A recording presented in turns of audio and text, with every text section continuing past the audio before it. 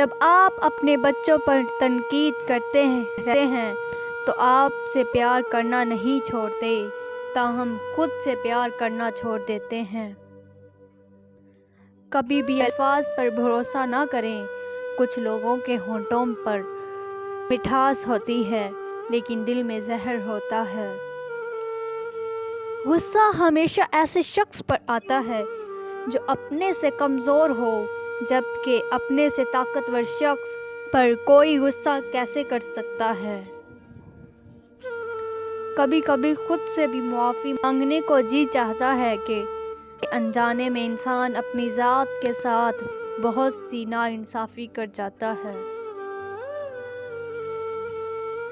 پوری کائنات میں کوئی کسی کا انتظار نہیں کرتا جتنا رب کریم اپنے بندے کا انتظار کرتا ہے۔